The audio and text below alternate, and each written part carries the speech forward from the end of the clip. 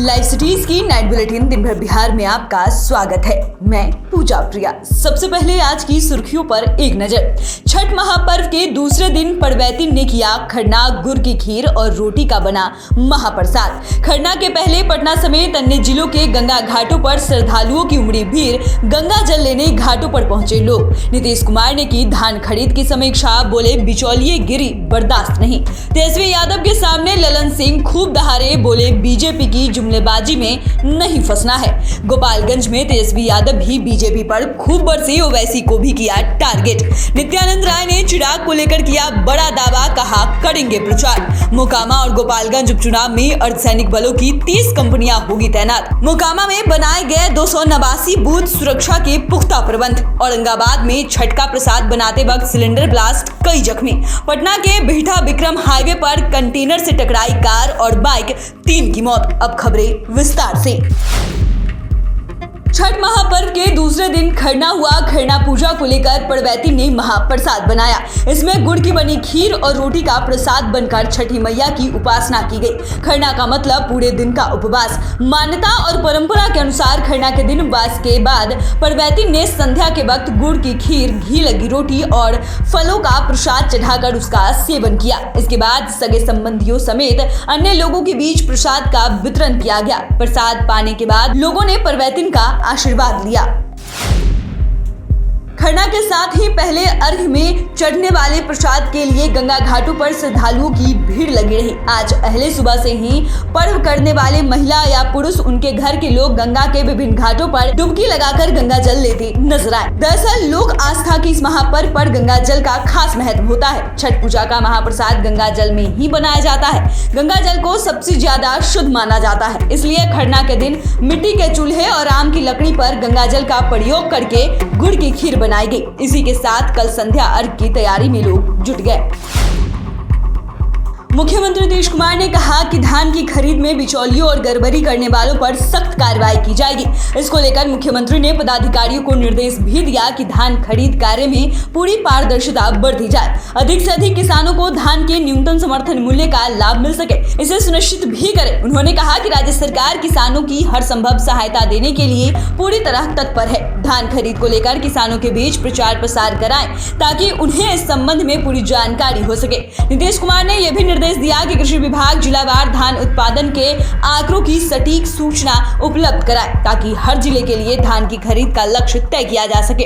दरअसल उन्होंने धान खरीद की समीक्षा बैठक की। बैठक में मुख्यमंत्री के प्रधान सचिव दीपक कुमार, खाद्य एवं उपभोक्ता संरक्षण विभाग के सचिव विनय कुमार, कृषि विभाग के सचिव एन सरवन कुमार, सहकारिता विभाग के सचिव वंदना प्रेसी और मुख्यमंत्री के सचिव अनुपम कुमार उपस्थित थे।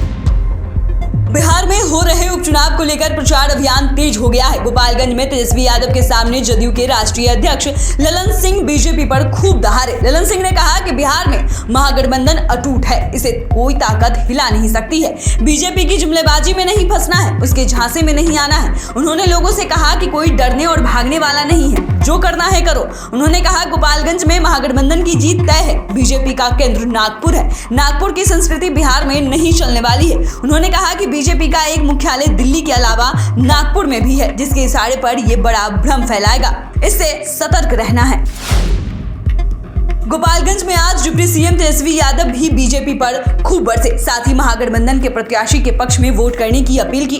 तेजस्वी ने कहा कि लालू जी का जन्मस्थली मेरा दादी और नानी का घर गोपालगंज ही है। आज हम जो कुछ हैं वो आप लोगों की बदौलत है। नीतीश लालू ने देश हित के लिए जो फैसला लिया है वो आप भी जानते हैं। बिहार में फिर से महागठबंधन बनकर देश में संदेश भेजा कि जो तानाशाह का माहौल, उससे लड़ाई लड़ी जाएगी। ओवैसी की AIMIM की पार्टी, उन्होंने तंज कसते हुए कहा कि ये भाजपा की बी पार्टी है और वोट कटवा है, ताकि जितना वोट कटेगा उतना भाजपा को फायदा होगा। बीजेपी हिंदू मुस्लिम मंदिर मस्जिद करने वाली पार्टी है।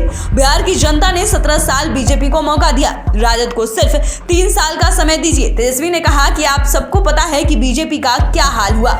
आज सारी पार्टी एक तरफ और बीजेपी एक तरफ हो गई। हम किसान और मजदूरों की लड़ाई लड़ेंगे। लोकतंत्र को बचाने के लिए उनकी लड़ाई आगे भी जारी रहेगी। केंद्रीय गृह राज्य मंत्री नित्यानंद राय ने आज चिराग पासवान को लेकर बड़ा दावा किया है। उन्होंने कहा कि बीजेपी के प्रदेश अध्यक्ष संजय जायसवाल जो कहते हैं उसमें दम होता है। वे बोले कि चिराग पासवान प्रचार करेंगे तो करेंगे। दरअसल आज चिराग पासवान के एक नेता ने कह दिया कि संजय जायसवाल गलत कह रहे हैं। इसके बाद से ही सियासी हलचल तेज हो गई। इसी पर नित्यानंद राय पटना एयरपोर्ट पर मीडिया से बात कर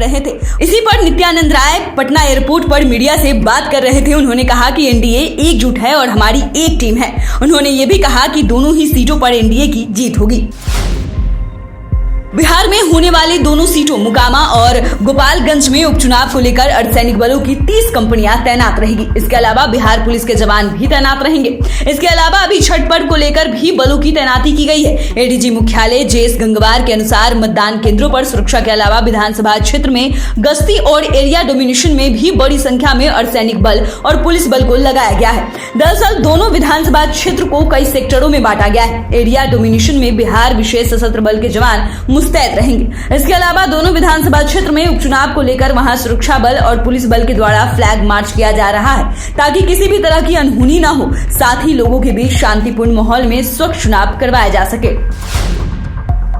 मोकामा विधानसभा क्षेत्र में दो बाहुबलियों अनंत सिंह और ललन सिंह की पत्नियों के बीच मुकाबला है। चुनाव में किसी तरह की अनहोनी की घटना न हो, इसे देखते हुए पुलिस और प्रशासन ने पूरी तैयारी कर रखी है। उपचुनाव को लेकर मोकामा में 289 बूथ और 175 भवन बनाए गए हैं। इन भवनों पर केंद्रीय अर्धसैनिक बल की 14 कंपनियों को तैनात किया जाएगा। वहीं 8 अर्धसैनिक बल की कंपनियों को एरिया डोमिनेशन के लिए उतार दिया गया है। आज कंपनियों में शामिल जवान पेट्रोलिंग, छापेमारी और फ्लैग मार्च कराया गया। वहीं प्रत्येक 2 भवन पर एक पेट्रोलिंग पार्टी तैनात होगी। दूसरी ओर गोपालगंज उपचुनाव में 16 अर्धसैनिक बल की तैनाती की गई है। इसके अलावा भारी संख्या में बिहार विशेष सशस्त्र पुलिस तैनात रहेंगे।